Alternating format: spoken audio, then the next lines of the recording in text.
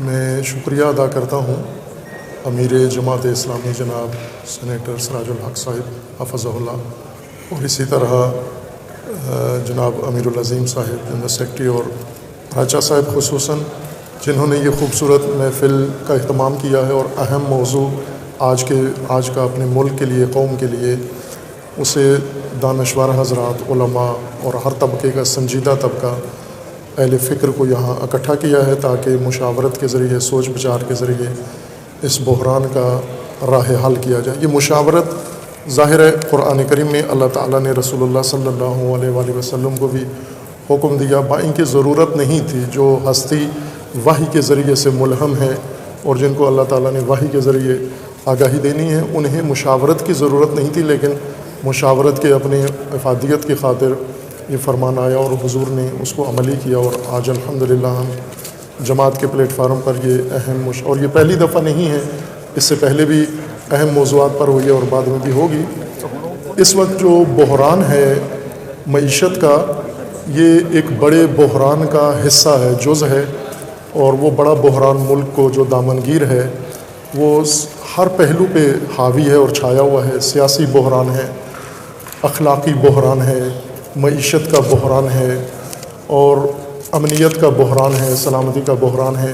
ہر حوالے سے ہم دیکھیں تو ملک بحرانوں کا شکار ہے، اور طبعی آفات جیسے آپ نے بارشوں کے اندر دیکھی ہے، یہ بحران بھی اپنی جگہ موجود ہیں۔ ان سارے بحرانوں کو علیحدہ کر کے ہم حل نہیں کر سکتے، ان کا ایک بنیادی حل ہے، اور وہ جماعت اسلامی کے پاس موجود ہے۔ میری نظر میں یہ ان کی بزرگواری ہے جو ہمیں مشاورت کا حصہ بنایا ہے۔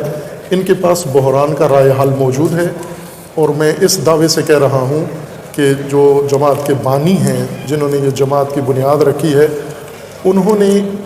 ان کا فلسفہ یہی تھا کہ ملک اور قوم اور مسلمان سوسائٹی، معاشرہ ان بحرانوں کا شکار نہ ہو۔ انہیں علم تھا کہ جو ملک وجود میں آیا ہے یہ تدریجاً شیطانی نظام کے چنگل میں چلا جائے گا۔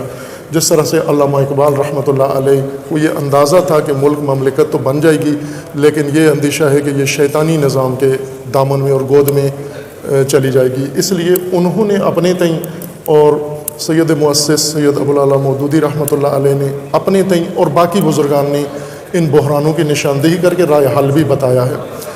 قرآن کریم میں سورہ مبارکہ بقرہ کی آخری آیت کریمہ ہے، آپ تمام اہل علم و دانشور حضرات جانتے ہیں کہ رسول اللہ صلی اللہ علیہ وآلہ وسلم کی ساری مشکلات کے باوجود کامیابی کا راز اس آیہ شریفہ میں ہے۔ آمن الرسول بما انزل الیہ من ربہ، رسول اللہ کا ایمان تھا جو ان پر نازل ہوا، اس پر ان کا ایمان تھا۔ یہ بات ہم میں آج نہیں ہے۔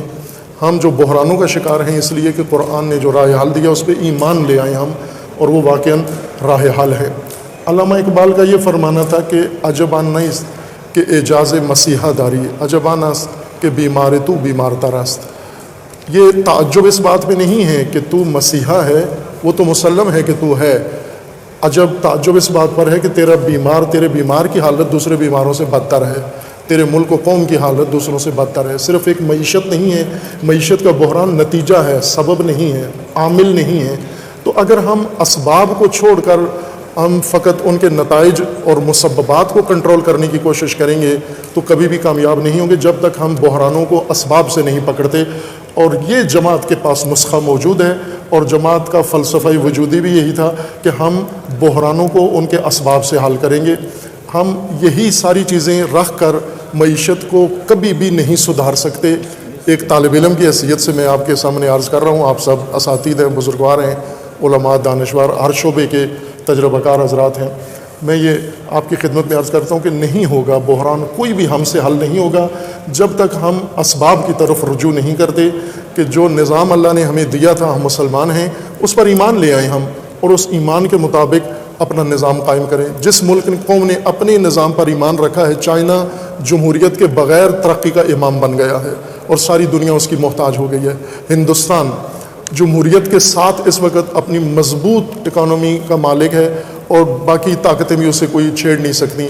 اسی طرح دوسرے ممالک کی مثالیں موجود ہیں جو بھی چائنا نے جمہوریت کے اوپر وقت ضائع نہیں کیا، اپنی معیشت کو سدھارا، اپنے ملک کو سدھارا، اپنا قومی وقار و مفاد مد نظر رکھا، اور آج دوسروں کے لیے ایک نمونہ بنا ہوا ہے اور دوسروں کو محتاج بنا لیا ہے.